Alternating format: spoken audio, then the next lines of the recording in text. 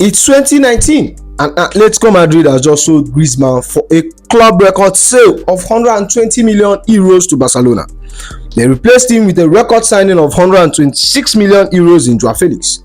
After a successful season with Benfica, scoring 20 goals and assisting 8 times in all competition, winning the Portuguese League and winning the Golden Boy in 2019. Now, if you look at this transfer in 2019, it made sense. Selling Griezmann and bringing in João Félix, who was a much younger player. I think he was 19 years old as of the time of this transfer.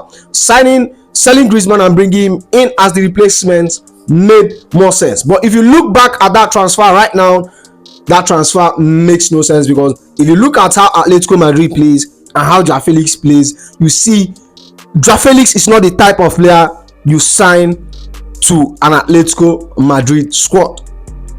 And actually, this video was prompted by something that happened recently. According to Fabrizio, yesterday, he said that the current feeling is that AC Milan will not continue with João Félix. Internally, it's not what they expected. It's really difficult for Milan, not only down to Joao. Let's wait and see the new direction, but they can't imagine going to Chelsea. They can't imagine going to Chelsea paying 40 to 45 million. Now, this was not the case few days ago. Now, if you don't know, Joao Félix recently moved. I'm not talking about his move to my club Chelsea. I'm talking about his move to AC Milan. He recently moved and he does what he does best. He does best, scoring in his debut. If you remember, when he returned to the Stamford Bridge, actually, his first match was at Monalix against Wolves. He scored a goal. And if you could remember, him moving to Barcelona in his debut, he scored a goal. And it looks like that becomes a trend. Anywhere he goes, he scores in his debut. But since scoring for his debut, he hasn't done anything for AC Milan. And AC Milan fans and the Italian media are all on him right now. Now, before we get into it, this was what they said a few days ago. AC Milan wants to keep João Félix next season and could be open in negotiation with Chelsea in the summer. It could be a year loan with an obligation to buy set around 40 million or less, plus bonuses. And there are talks that AC Milan were in talks with Chelsea to offer them Joao in place for them to keep João Félix. Now, I think after João Félix made his debut, scoring a goal and I think assisting in the next match, I think he hasn't done anything for AC Milan. They have been kicked out in the Champions League in 2 legs. He didn't score, he didn't assist. In the league, he has played 5 matches since joining AC Milan. He didn't score, he didn't assist. So, now that begs me the question. This is a player that has moved more than Kweku the Traveller. If you don't know Kweku the Traveller, I'm talking about Black Sheriff. If you're not an African or you don't know about African music, I am sorry, but Google about Black Sheriff and you know the Kweku the Traveller. He travels more than Kweku the Traveller. From Benfica to Atletico, from Atletico to Chelsea, from Chelsea to Barcelona, from Barcelona to Chelsea, from Chelsea to AC Milan. And the way these players move, a lot of people see Morata because he moves like Morata. But one thing about Morata is that everywhere he goes, he kind of plays as a key figure. And that is one thing João Félix doesn't have. Morata kind of has spent in places in few clubs like Madrid. I think he won a league or a Champions League with Madrid. But that is something João Félix hasn't been able to do. The best part of his career was at Benfica, where he was very, very good. Like, according to when I checked about his background, funny enough, I found out that he grew up playing for Porto junior team, and then he was promoted, or he moved because he doesn't have much playing time at the Porto Academy. He moved to their rival Benfica, and then he spent some few years there. And in the 2018-2017 season, he was promoted, and he wasn't a key figure then. And I think they sacked their coach and they brought in a new manager, and then he had a partnership with a certain striker. I can't remember his name, but yeah, and that's where he ended up scoring the 20 goals and 8 assists, and I think that has been his best scoring season ever. And now a lot of clubs were onto him. Barca, Man City, Juventus, Man U, name it, they were all over him. You get me? And you will be and you could say, why did he end up at Atletico? Why he ended up at Atletico is that what Benfica was requesting. See, we know Benfica as fraudsters. but we know they ask for outrageous fees for their players. You can look at Darwin Núñez. When he went to Liverpool, they asked for 90 million. When Chelsea came to sign Enzo Fernandez, which they signed for around 20 million, they asked for 100 and something million. So like Benfica is not shy away from asking outrageous fee for their players. And the make the whole matters was Joao Félix had a release clause of 126 million, which was triggered by Atletico to let him go. Now, that I think his price is one of the reasons that a lot of people, always kind of, that has him, a lot of people want to talk about it, because 126 million till date, that was 2019, till date, that is the fourth highest transfer fee ever paid for a player. Fourth highest transfer fee ever paid for a player. When you check that Atletico Madrid break their club record fee on this guy, it's really, really crazy. I think he hasn't offered them much. Because, okay, let's watch. I think in his first season with AC Milan, he played 36 matches and he scored 12 goals and assists. For a club record fee, that is poor. Joao Félix can actually play as an attacking midfielder, as a second striker, which he played more of a second striker at Benfica. Now, let's move on to his second season where they won the league.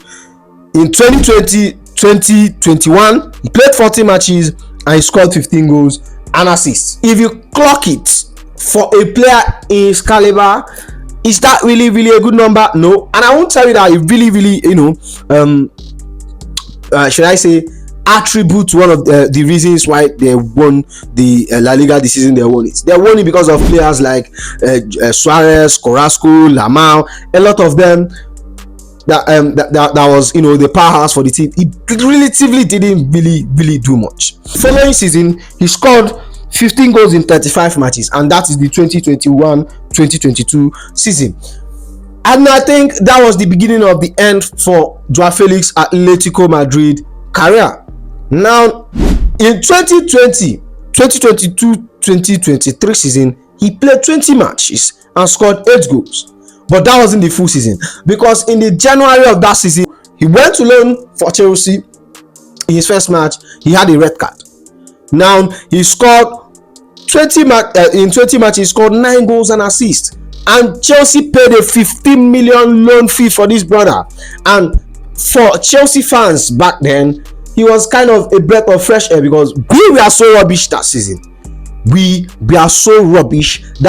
And Joao Félix was kind of a breath of fresh air.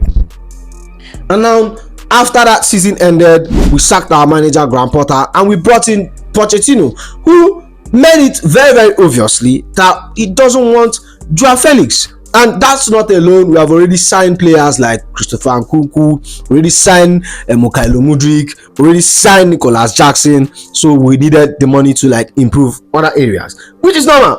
You get me? And then that summer, he went to Barcelona. And it looks like everything was, he's rejuvenating his career and stuff. And in that season that he was at Barcelona, I think he scored 16 goals and assists, and in 44 matches, and he was a very, very good inaugural part for Barcelona that season. Now, where his problem started is that it's the turn. João Félix, Lewandowski, and Cancelo ahead of him. He's found João Félix. There's a chance here for João Félix to score. João Félix has done exactly what he wanted to do. He has scored against Atletico Madrid. It's Barcelona 1, Atletico 0. João Félix with his... Atletico Madrid fans were already mad at him for joining their arch rivals Barcelona.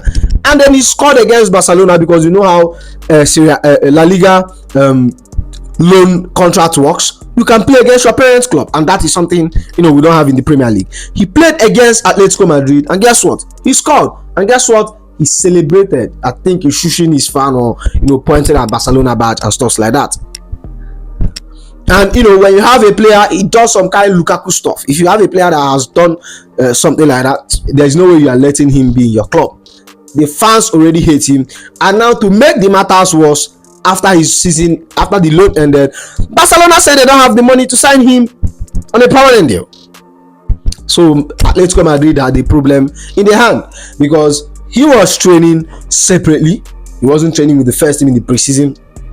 Now, There is Chelsea trying to offload Conor Gallagher, and Atletico Madrid is interested.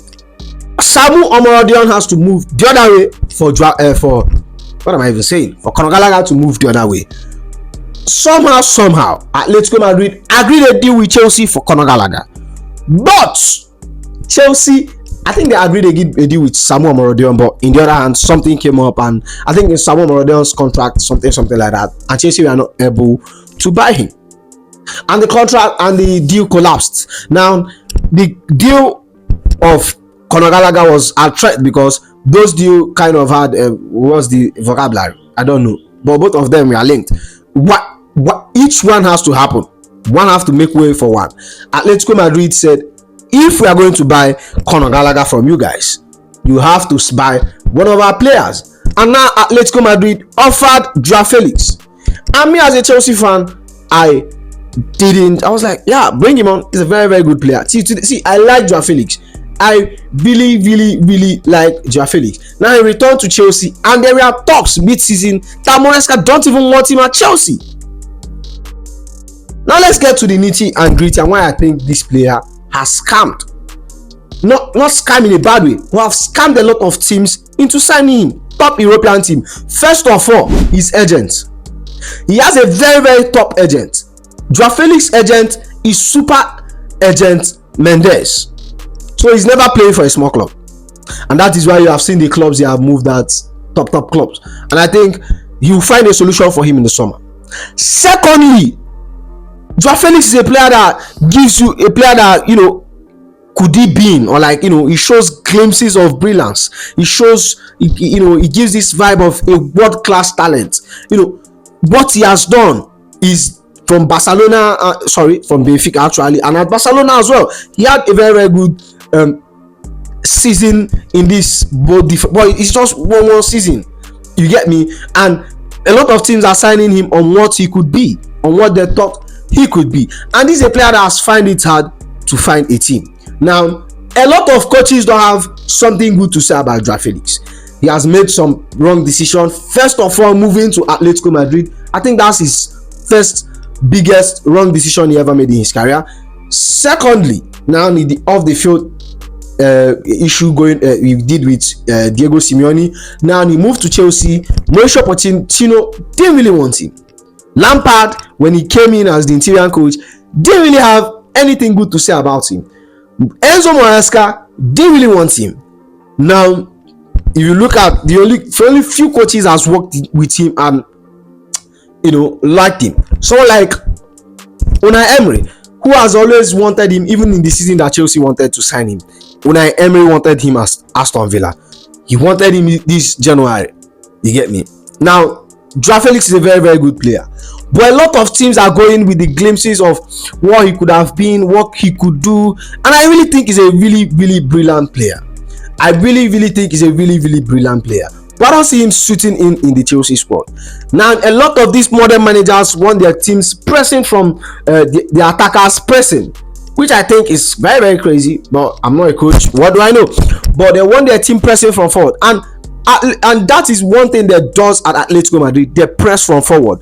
Diego Simeone wants his attackers to attack and defend at the same time, and João Félix, he doesn't have the facilities to do such job, and that is why I think he did survive at Atletico Madrid, and that is why I think he did not survive at Chelsea as well, because Enzo Maresca like his attackers to you know, kind of help defensively as well. And now this begs the question: what is next for João Félix? He's definitely not staying at AC Milan. The Italian clubs are broke. They can't pay 40 million for him. You understand me? Unless Chelsea will make another another financial fair play signing like they did, offset him, give him to AC Milan, and then bring in another player. That's the only way I see it working. And there are talks that Chelsea are in for Tijani Randis, I don't know. But yeah, tell me your thoughts on João Félix. Now, I really think he's a very, very good player, and one thing I like, and one thing that is on a positive note, he's a very young player, and he has shown glimpses of intelligence and a player that he could be, and that is why I think a lot of clubs have signed him. Do you think João Félix is a generational flop, or he can still rejuvenate his career. Now, this is where I want to get your thoughts in the comment section. Give me your thoughts in the comment section. You get me? And that's all for now. Make sure you like, comment, and subscribe. And I will see you in the next one. Igobi.